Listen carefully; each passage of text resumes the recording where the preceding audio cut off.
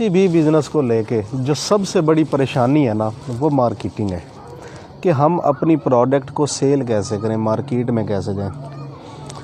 80% लोग भाग जाते हैं मार्केटिंग पे आके।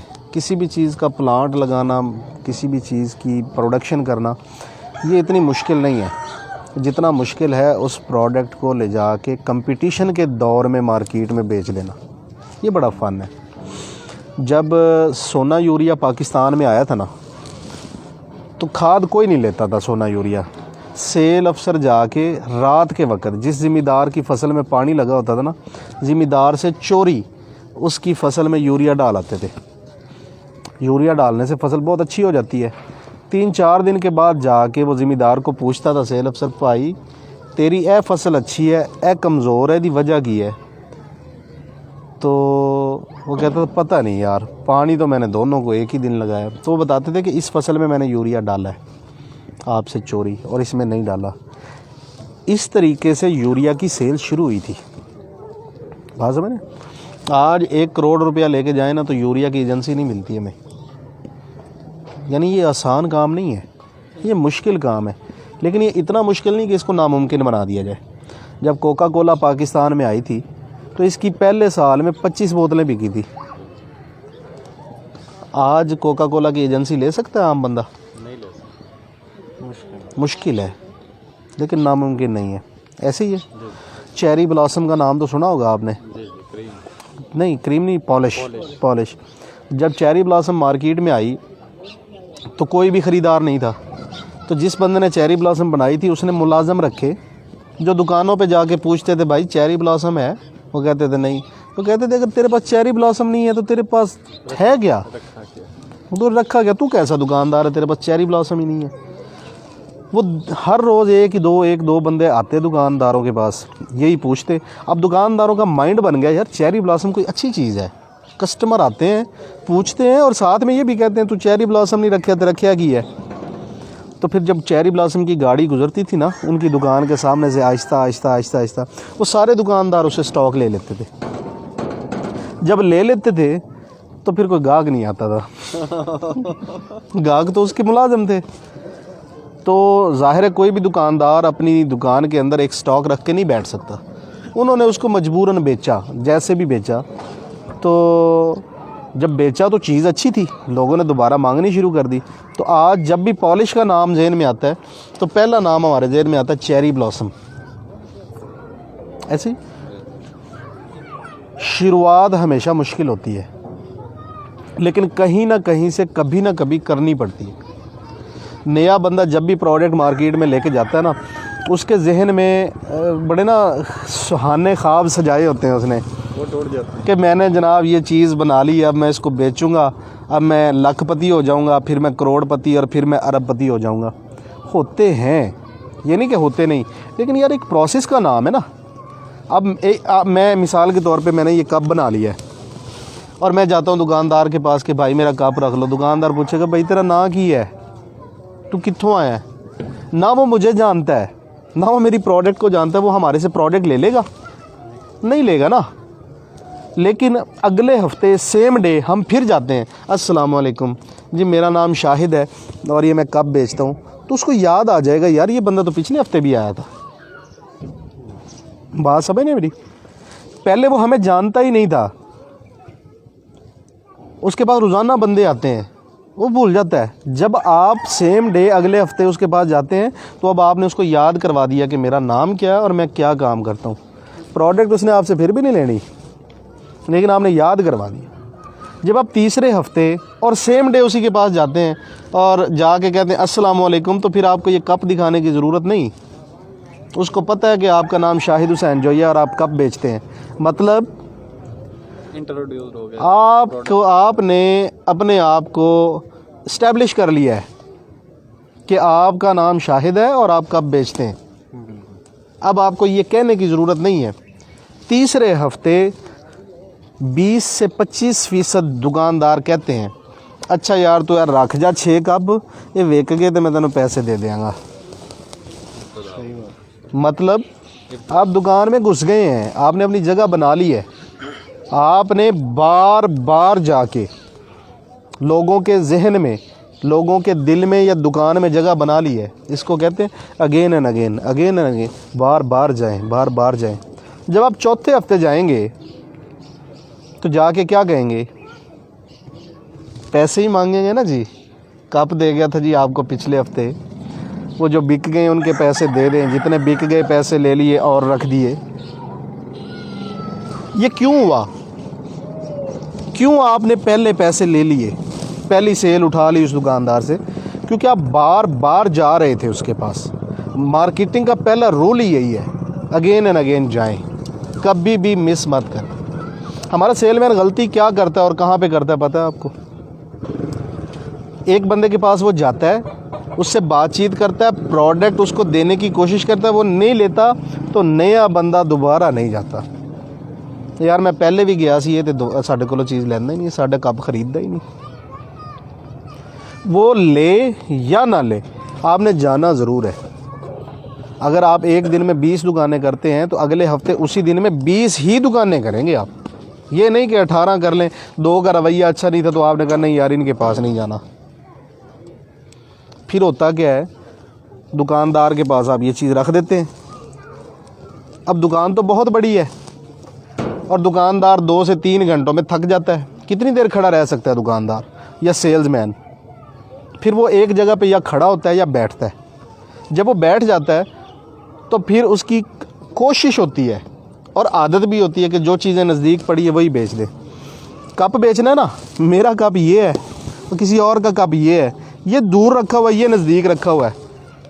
जब कप लेने के लिए कोई आ गया ना गाहक, तो उन्हें कहना यार है बड़ा अच्छा है, ले जा। क्यों? ये तो ऐसे उठा के ऐसे देना ना है, ये उसको उठाने के लिए ना ऐसे होना पड़ता है। ये वो चीज़ ज़्यादा बिकती है जो उसके नज़दीक पड़ी है, उसकी दस्तरस में है, उसकी छतर छाया में पड़ी है, उसके बाजुओं के नीचे पड़ी हुई है। ये चीज़ ज़्यादा बिकेगी। इसको कहते हैं एक्सेसिबिलिटी, कि दुकानदार की एक्सेस में पड़ी हुई है कोई चीज़। तो हमेशा जो भी चीज़ आप बेचना चाह रहे हैं वो दुकानदार के नज़दीक रखें, ज़्यादा बिकेगी। हमेशा ऐसे होता है। फिर क्या होता है, जब दुकानदार चीज़ें बेच रहा होता है, बैठा होता है, तो फिर कस्टमर आता है दुकान में। वालेकुम अस्सलाम। कस्टमर जब दुकान में आता है तो कस्टमर यहाँ देख रहा होता है। इसको कहते हैं आई कॉन्टैक्ट लेवल। वो ऊपर सर उठा के नहीं देखता कि ऊपर वाले रैक्स में क्या लगा हुआ है, वो नीचे भी नहीं देखता क्या लगा, वो साइडों पे भी नहीं देखता, वो यहाँ पे देखता है। तो आपने अपनी प्रोडक्ट को दुकानदार के हाथ के नीचे लेकिन कस्टमर के सामने रखना है। वालेकुम अस्सलाम, तशरीफ़ रखो। इसको कहते हैं विजिबिलिटी। जो चीज़ नज़र आती है वो बिकती है। कहते हैं ना जो दिखता है वो बिकता है। कप है, दुकानदार के हाथ के नीचे भी पड़ा है, खा वो पीछे पड़ा है, खा वो आगे पड़ा है, खा लेफ़्ट राइट पड़ा है, वो नज़र भी आ रहा हो उसको। अब जो देखने वाला ना उसके पास चॉइसेस है महदूद। जो चीज़ें नज़र आ रही, ये कप पड़ा है इसके साथ, फिर मेरा कप है, फिर मेरा कप है, फिर मेरा कप है, 4-5 कलर में, वो इन्हीं में से एक चीज़ उठाएगा ना। वो दूर जाके कॉर्नर में पड़ी हुई चीज़ को ना देखेगा ना उठाएगा। ठीक है, एक्सेसिबल भी रखना है और विजिबल भी रखना है। अब एक चीज़ है, दुकानदार जब कहीं भी किसी भी चीज़ को अपने रैक में रखता है तो वो जब उठा के देता रहता है तो वो चीज़ ख़त्म हो जाती है, रैक खाली हो जाता है। जब रैक खाली होता है तो दुकानदार उस रैक को भरता है। अगर तो आपकी प्रोडक्ट पड़ी है तो वो उठा के आपकी ही प्रोडक्ट रखेगा, लेकिन अगर आपकी प्रोडक्ट नहीं पड़ी तो वो इस रैक को खाली नहीं रखेगा, कोई और लगा, वो इसको, ये तो ख़त्म हो गया, वो इसको उठा के यहाँ रख लेगा। अब ये बिकना शुरू हो जाएगा। आपकी प्रोडक्ट का यहाँ होना, इसको कहते हैं अवेलेबिलिटी। आपकी अवेलेबिलिटी गई तो विजिबिलिटी गई, विजिबिलिटी गई तो एक्सेसिबिलिटी गई, एक्सेसिबिलिटी गई तो again and again, again and again सब ख़त्म। आपकी प्रोडक्ट हर वक्त दुकान पे मौजूद होनी चाहिए, वो विजिबल होनी चाहिए यानी नज़र आनी चाहिए, वो दुकानदार की एक्सेस में होनी चाहिए यानी उसके हाथों के नीचे रखी होनी चाहिए। वो चीज़ें ज़्यादा बिकती हैं। सेल्समैन का रवैया बड़ा मैटर करता है। हमारे सेल्समैन क्या करते हैं, मोटरसाइकिल पे हो, कार पे हो, कैरी डब्बे पे हो या वो पिकअप पे हो, हमारे अब मैंने अक्सर देखा है, मोटरसाइकिल वाला आया दुकानदार के सामने, मोटरसाइकिल रोकिए, हाँ चाचा नहीं, चलो जी, ये क्या हुआ है चाचा नहीं, और गया। भाई बाइक खड़ी करो, नीचे उतरो, अस्सलाम वालेकुम चाचा, अस्सलाम वालेकुम भाई, क्या हाल है छोटे भाई, क्या हाल है बड़े भाई, आप ठीक हैं, तबीयत से ठीक है, अच्छा वो आपको आज चाहिए, कब चाहिए, कुछ सेल हुए हैं कब, नहीं यार आज तो सेल नहीं हुई, अच्छा मैं स्टॉक को सीधा करके रख देता हूँ, कब थोड़े टेढ़े हुए पड़े, मट्टी आई पड़ी है, अपने स्टॉक को उठाएं, कपड़ा मारें, सीधा करके रखें, ना दें स्टॉक उसको। 2 मिनट 4 मिनट 5 मिनट दुकानदार के साथ गुजारें, बातचीत करें। बातचीत करने से क्या होता है, अनजानापन जो होता है ना, जिसको हम कहते हैं खौफ जो होता है, वो ख़त्म होता है, कुर्बत बढ़ती है। जब कुर्बत बढ़ती है, तल्लुकात बढ़ते हैं, अच्छा इंप्रेशन पड़ता है, तो सेल्स बढ़ती हैं। लिहाजा कभी मत ऐसा करें कि गाड़ी दूर ही रोकी, मोटरसाइकिल दूर ही रोकी, हाँ चाचा, हाँ भाई, नहीं। जब भी बात करें तमीज़ से करें, अगले बंदे का नाम लेके करें। जब इतने सारे लोग बैठे होते हैं ना, जब मैं कहता हूँ ना बशीर भाई क्या हाल है, बशीर भाई को फील होता है अंदर से, गैर महसूस अंदाज से, कि यार मुझे रिस्पेक्ट मिली है। मैं कहूँ हाँ जी क्या हाल है, ठीक है यार, वो सामान लेना है, ये एक अलग चीज़ है। और मैं कह रहा हूँ बशीर भाई कैसे हैं आप, ठीक है बशीर भाई, थोड़ा सा सामान दूँ मैं आपको। बशीर भाई अंदर से खुश होते हैं, फील आती है। ये फील दें, फील करें, उसको फील करवाएं कि यार मेरी नज़र में आपकी एक अहमियत है, एक इम्पोर्टेंस है।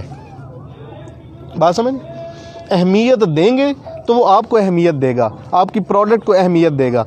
अगर आप उसको अहमियत नहीं देंगे तो वो आपको अहमियत नहीं देगा। लिहाजा इन चीज़ों का आपने ख़ास ख्याल रखना है। बेटे दुकानदार हमेशा किसी ना किसी परेशानी का शिकार होता है, उसको कोई ना कोई प्रॉब्लम होता है। आप जब उसके पास बैठते हैं तो बोलें कम, सुने ज़्यादा। अच्छा सेल्समैन हमेशा अच्छा सामे होता है। पहले ज़माने में हम कहते थे कि जो ज़्यादा बोलता है वो ज़्यादा अच्छा सेल्समैन है। ये गलत थ्योरी है। जो अच्छा सामे है वही अच्छा सेल्समैन है। ये भाई हैं, ये कप बेचता है कोई और बंदा, ये वाला, और ये कप बेचता हूँ मैं। अब इस कप को लेके इस भाई को क्या प्रॉब्लम्स हो सकते हैं, ये मैं उसी वक्त समझ सकता हूँ जब मैं इनसे बातें करूँगा, इनकी बातें सुनूँगा, ज़्यादा सुनूँगा, कम बोलूँगा। मिसाल के तौर पे जो बंदा इसको ये कप प्रोवाइड कर रहा है वो हमेशा पैसों का तकाजा करता रहता है, यार पैसे दे दो, पैसे दे दो, पैसे दे दो। ये इस दुकानदार का प्रॉब्लम हो सकता है। आप जब समझेंगे कि इसका क्या प्रॉब्लम है तो आप इसको आउट कर सकते हैं। कैसे? आप कहें चाचा जी ए कप ले लो, सुकून नाल जदों होण पैसे दे देना। बात समझ रहे हैं आप मेरी? पैसों का तकाजा आपने भी करना है, ये नहीं कि आपने नहीं करना, लेकिन आप उसकी साइकी को समझें कि वो इरिटेट किस चीज़ से हो रहा है। एक बंदा कप बेच रहा है और कंप्लेन आ रही है कि यार हथी टूट जाती है कप की ना जल्दी, कस्टमर्स आके बता रहे हैं। आपने उसको ये नहीं कहना कि भाई इसको हटा दो। आप उसकी बातों से जब अंदाज़ा लगा चुके हैं कि हथी का प्रॉब्लम है, आप बार बार कहेंगे चाचा जी ऐसी हथी बड़ी मजबूत है। आप ये नहीं कहेंगे कि इसकी हथी कमज़ोर है, मैंने ये समझ लिया, अरे इसकी हथी नहीं टूटेगी, ये मेरी गारंटी है। पैसे तो जो लेने देने हैं ना है ही, लेकिन ये जनाब इसकी हथी की कंप्लेन नहीं आई आज तक। गैर महसूस अंदाज में उसके दिमाग में ये चीज़ बिठानी है कि जो आपका प्रॉब्लम है मेरे पास उसका सलूशन है। आप चीज़ नहीं बेचेंगे, आप अपनी प्रोडक्ट के ज़रिए उस बंदे के प्रॉब्लम का सलूशन बेचेंगे। सलूशन बिका तो ये साहब आउट हैं और ये इन है। प्रॉब्लम कई हो सकते हैं, मैं एक एग्जांपल दे रहा हूँ एक चीज़ को लेके। आप जो भी चीज़ बेचते हैं या बेचना चाह रहे हैं, समझें प्रॉब्लम क्या है। रेट का प्रॉब्लम हो सकता है, बंदे के बिहेवियर का प्रॉब्लम हो सकता है, अवेलेबिलिटी का प्रॉब्लम हो सकता है, या जो है ना मार्केट में से कुछ और भी कंप्लेंट्स आ रही हैं, ABCD। समझें, तसल्ली से बातचीत करें, आप सबसे अच्छे सेल्समैन बन सकते हैं। ज़रूरी नहीं है कि आप अनाड़ी हैं तो आप सेल नहीं कर सकते। मेरी ये 5 या 6 बातें याद रख लें, मेहनत शुरू कर दें। 1 महीने में नई प्रोडक्ट लेके नए बंदे हो के आप मार्केट से पैसा उठाना शुरू कर देंगे। और कभी भी ये नहीं होता कि आप पूरी मार्केट को कैप्चर कर लें। हिस्सा बकदरे जुस्सा होता है। जितनी आपकी इन्वेस्टमेंट है उस हिसाब से मार्केट से शेयर उठा लेंगे। पूरी मार्केट नहीं उठा सकते आप, ये कभी नहीं होता।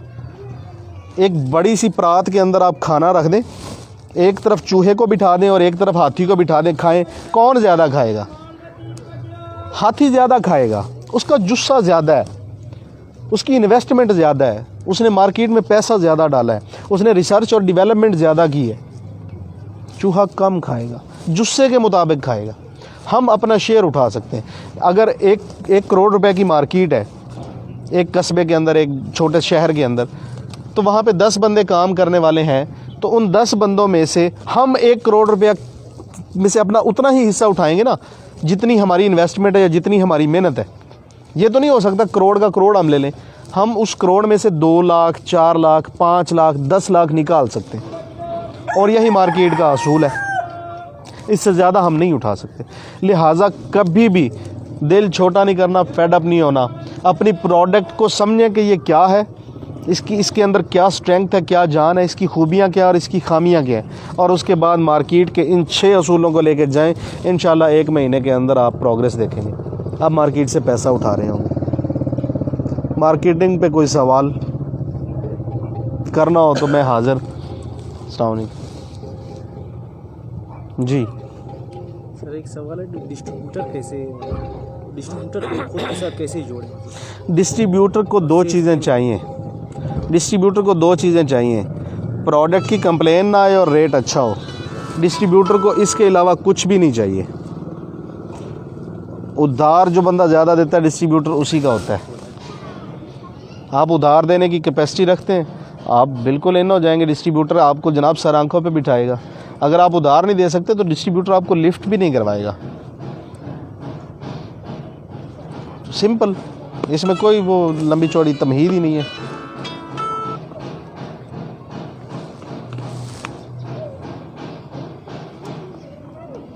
पहचान किवें की जा सकती डिस्ट्रीब्यूटर की कि ਅਸੀਂ ਉਹਨੂੰ ਉਧਾਰ ਦੇ ਰਹੇ ਹਾਂ ਤੇ ਮਾਲ ਤੁਹਾਨੂੰ ਮਸਲਨ ऐसे? डिस्ट्रीब्यूटर कदे भी पैसे नहीं रखता किसी दे। डिस्ट्रीब्यूटर ਜਿਹੜਾ ਟਾਈਮ ਦਿੰਦਾ ਉਸ ਤੋਂ 2-4 ਦਿਨ 5 ਦਿਨ ਉੱਤੇ ਥੱਲੇ ਤੇ ਕਰ ਸਕਦਾ, ਲੇਕਿਨ ਇਹ ਨਹੀਂ ਹੋ ਸਕਦਾ ਕਿ ਡਿਸਟ੍ਰੀਬਿਊਟਰ ਤੁਹਾਨੂੰ ਪੈਸਾ ਨਾ ਦੇਵੇ।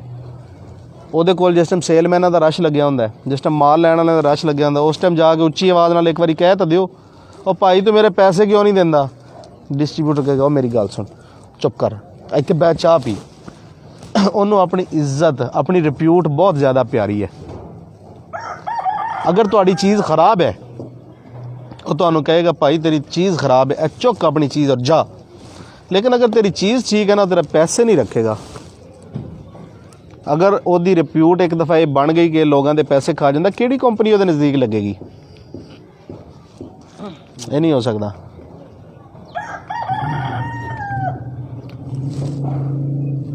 तुहाडा कोई सवाल? चुप कर गए हो, मेहरबानी। एक इंट्रो दे दें जी। Thank you so much sir. जी सर। थैंक यू जी। सवाल जवाब मेरा ख्याल कंप्लीट हो गए हैं। मार्केटिंग का टॉपिक क्लोज़ करते हैं, बाकी चीज़ें स्टार्ट करते हैं।